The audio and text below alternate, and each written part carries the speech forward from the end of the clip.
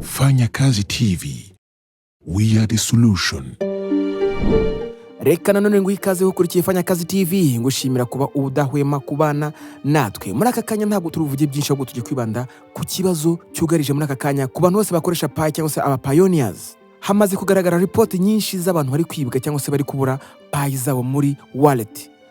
Bigenda bite rero? Uri kugira gutyo wamara kumayininga ugahita ubona ubutumwa bukubwira ko watsindiye Pi runaka. Bakakubwira ngo ziclaiminga cyangwa se zisabe zegukane. Iyo ukanze rero kuri kano kantu ka claim now muvandimwe uhita wisanga Pi zawe uzibuze. Hari naho banagusaba ko ushyiramo ya passphrase yawe ubwo bahita bayikopiya ubwo nabajura bakayitwara. Reka rero mbabwire mu by'ukuri twirinde kwirukanyira ibintu bitari ibyacu cyangwa ibyo tutakoreye. Hari ama offers akunda kubaho cyangwa se impano ariko muri aka kanya Pi tekereza kuba bamaze imyaka ingahe ukorera Pi zawe mu minota mike cyangwa se mu kanya nkako guhumbya ukaba urazibuze. Reka ngohe iyi nkuru gato, reka twumve umubyeyi wo muri Nigeria akaga yahuye nako muri iyi minsi mike cyane ishize. Aha yavuganaga n'umwe mu bantu bakunda gutanga ubufasha kuko natwe bitubaho, tuba dufite amagroupe ya WhatsApp tubamo, dufite umuntu ufite ubumenyi utwigisha udusobanurira.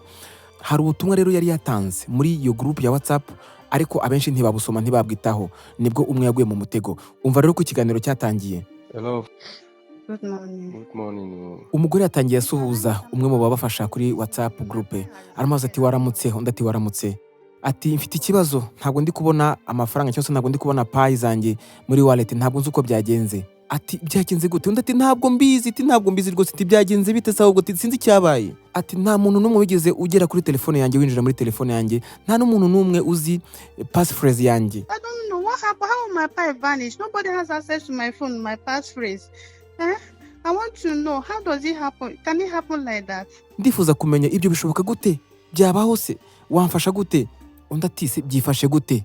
Undi aramubwira ati kuri balance mfiteho 0 Pi, nta Pi n'imwe iriho, hariho 0. Ntabwo nzi uko byagenze. Undi ati reba muri transaction niba hari umuntu waba woherereje Pi runaka. Undi ati ndi kubona transaction zoherejwe zakozwe ariko ntabwo nzi uwabikoze. Ti kuko kugeza ubu nta transaction n'imwe nigeze nkora. Undi ati ibyo biragaragaza ko hari umuntu waba yabashije kubona passphrase yawe. Undi ati oya, nta muntu n'umwe uyifite, passphrase yanjye ni yanjye, nta wundi muntu uyizi. Did you enter any link claiming that you want to claim any Pi? Yes. Hey. Undi ati hari link bigeze ukandaho, hari link bigeze winjiraho ikubwira ko hari claim runaka watsindiye ushaka kuzishyira muri wallet yawe. Undi ati yego, ntabwo iyo link se ari ya Pi network. Ati oya ntumbwire ko ibyo bintu byambaho, ntumbwire ko atari byo. Undi ati nabibabwiye muri iki gitondo, nabivuze kenshi.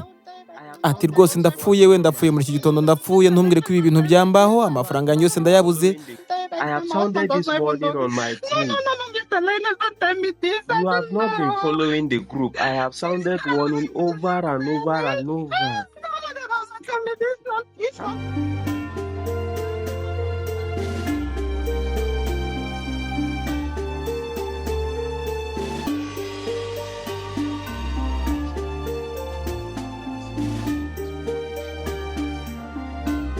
Ngaye nguko rero ntabwo nifuza ko nawe byakubaho. Undi yagize ibyago ariko tumenye ubwenge. Niba umaze kumayininga, please ibindi bireke. Kuvuga ngo watsindiye Pi 300, tekereza uzitsindiye he? Uzitsindiye gute? Zavuye he? Niki wakoze gituma utsindira izo Pi? So nge nawe rero tube maso, dukomeze tumayininge bisanzwe, dukomeze keeping cyangwa se tugumane Pi zacu muri wallet. Mu minsi iri imbere turatumeze neza. Nge ari Mr. Fanya Kazi. Inama cyangwa se igitekerezo watanga kikatugirira akamaro twese, comment irafunguye, utwandikire maze dukomeze tuganire dufashanye. Ciao. Fanya Kazi TV. We are the solution.